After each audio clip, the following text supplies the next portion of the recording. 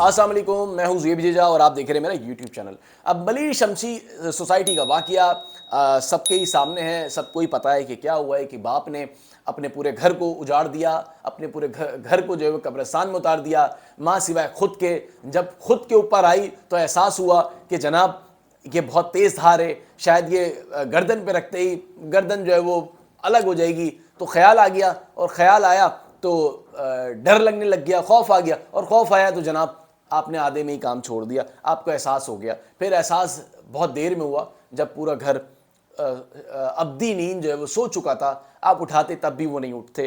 پھر وہ اب روز محشر میں ہی اٹھیں گے اور آپ سے اپنا حساب مانگیں گے، حساب لیں گے۔ لیکن یہ سارا معاملہ شروع کہاں سے ہوا؟ یہ سارا معاملہ شروع ایسے ہوا کہ یہ معاملہ کوئی آج کل کا نہیں ہے کہ آپ یہ کہیں کہ یہ باہر سے آیا اور یہ ڈپریشن میں تھا، اس نے کہا کہ بیگم جو ہے وہ بہت تنگ کر رہی ہے، میکے جانا چاہتی ہے، مجھے تنگ کر رہی ہے، ڈپریشن میں ہوں، مالی طور پر پریشان تھا، انویسٹرز فون کر رہے تھے، میں بہت پریشان آ گیا، تو لہٰذا میں نے جو ہے وہ پھر میں نے اچانک سے جو ہے وہ گھر میں تیز دھار آلہ موجود تھا تو میں نے اس طرح کا کام کر دیا۔ ایسا بالکل بھی نہیں ہے، یہ ایک دو دن کا کام نہیں ہے۔ یہ جنونیت جو طاری ہوتی ہے انسان پہ، اس میں وقت لگتا ہے، اور یہ جب وقت شروع ہوتا ہے تو یہ پہلے بہت ہی نچلے درجے کا ہوتا ہے، اس میں سٹیپس بائی سٹیپ پھر جنونیت بڑھتی جاتی ہے، بڑھتی جاتی ہے، بڑھتی جاتی ہے۔ تو یہاں پر بھی اسی طرح کا معاملہ ہوا ہے، یعنی کہ جو جس طرح کا آلہ قتل یا اس کے پاس سے نکلا ہے، جو تیز دھار آلہ ہے، وہ عام گھروں میں موجود نہیں ہوتا ہے، یہ ان کے پاس موجود، یا تو پھر یہ آپ کو باہر سے لانا پڑتا ہے، یعنی کہ جو کسائی کی دکان، کسائی کا جو سامان اوزار استعمال کرتے ہیں، یا پھر ان کی دکانوں سے آپ کو لینا پڑتا ہے، یا مخصوص مارکیٹیں آپ کو وہاں سے لینا پڑتا ہے۔ اس کو لینے کے بعد یعنی کہ جب آپ اس کو لیتے ہیں تو یہ تیز نہیں ہوتا، اس کی کافی موٹی دھار ہوتی ہے، پھر آپ دھار والے سے اس کی جا کے دھار بنواتے ہیں، پھر اس میں تیزی آ جاتی ہے۔ اکثر آپ دیکھیں گے یہ تیز دھار آلہ کب استعمال ہوتا ہے؟ اگر آپ دیکھیں تو قربانی کے اندر، اگر آپ دیکھیں قربانی کے جو جانور ہیں، جب جو پروفیشنل ہیں، یعنی کہ جو پروفیشنل کسائی کی بات کر رہا ہوں، اگر آپ ان کو غور کیجئے گا کہ ان کے پاس اس طرح کا کھال اتارنے کے لیے، ایک پروفیشنل کسائی کھال اتارنے کے لیے یہ چھوٹا سا جو آلہ ہے، تیز دھار آلہ جو ہے وہ استعمال کرتا ہے، اور بہت ہی سپیڈ میں، یعنی کہ وہ 15-20 منٹ میں اگر کوئی پروفیشنل ہے تو وہ اس کی کھال اتار دیتا ہے۔ تو کتنا تیز ہوگا کہ ایک بڑے جانور، یعنی کہ 8 من کا جانور، 6 من کے جانور کی کھال جو ہے وہ کتنی دیر میں اتر جاتی ہے۔ تو آپ اندازہ لگائیں کہ یہ منصوبہ بندی شروع کہاں سے ہوئی۔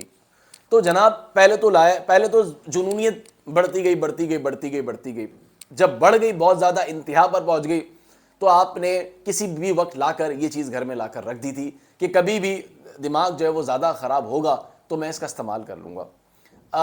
اکثر و بیشتر جو اس طرح کی چیزیں ہوتی ہیں وہ کبھی بھی فوری طور پر نہیں ہو جاتی ہے، اس میں وقت لگتا ہے، سوچ بنتی ہے، وسوسے آتے ہیں، پریشانی کی حالت میں جب ہم اللہ سے رجوع نہیں کرتے، جب ہم اپنے قریبی حلقوں سے پوچھنا گوارا نہیں کرتے، جب کسی سے بھی نہیں پوچھتے اور سوچتے ہیں کہ خود ہی معاملہ صحیح ہو جائے گا، پھر نہیں صحیح ہوتا تو ہم کوئی قدم خود ہی اٹھانے کی بھی کوشش کرتے ہیں، تو پھر اس طرح کی نوبت سامنے آ جاتی ہے۔ کوئی نہ کوئی آپ قدم اٹھا لیتے ہیں، پھر وہ قدم کسی بھی صورت میں ہو، لیکن وہ پھر اسی طرح کا ہی ہوتا ہے۔ اب یہاں پہ منصوبہ بندی شروع ہو گئی، اور منصوبہ بندی شروع ہوئی، جنونیت پر پہنچ گئی، لیکن جو پورا اسکرپٹ تیار کیا گیا، وہ اسکرپٹ جو ہے وہ جو موقع کی مناسبت سے پورا نہیں اترتا۔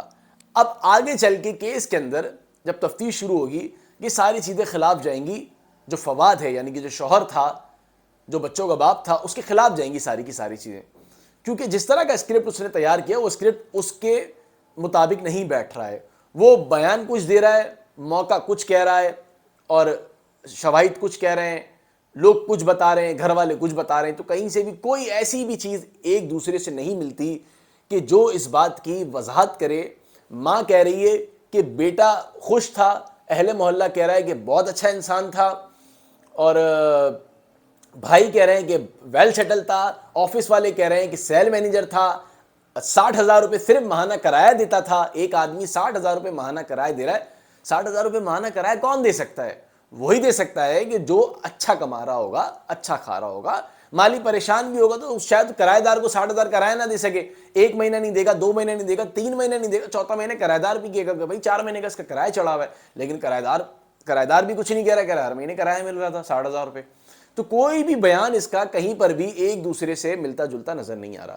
یعنی کہ اس کو آپ یہ کہیں کہ بیانات میں تضاد ہے. اس کے بیانات میں اگر بیانات میں تضاد نہیں ہوتا اور بیان ایک دوسرے سے مل رہے ہوتے تو ہم یہ کہتے کہ فیملی کہہ رہی ہے کہ یہ پریشان تھا اور وہ بھی کہہ رہا میں پریشان تھا.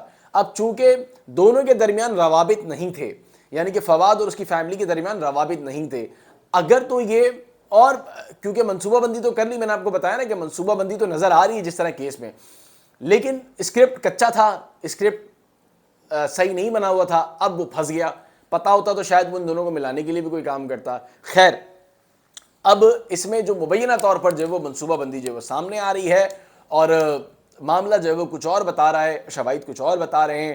اب کیس جو ہے وہ اس کا چل پڑا ہے, تفتیش شروع ہو گئی ہے, تفتیش بہت کچھ بتا رہی ہے. جس طرح میں نے آپ کو بتایا کہ کرایہ 60,000 روپے کا تھا, ایک اچھی کمپنی میں کام کر رہا تھا, اور کمپنی والے بھی کہہ رہے ہیں نہیں جناب بہت خوش تھا, اہل محلہ بھی کہہ رہے ہیں بہت خوش تھا. ایک اہل محلہ کی سے بھی بات ہوئی تھی, وہ بھی میں آپ کو سنواتا ہوں, ذرا آپ سنیں پہلے وہ کیا بتا رہے ہیں. بہت اچھے, مطلب اپنی فیملی میں بڑے انوالو تھے.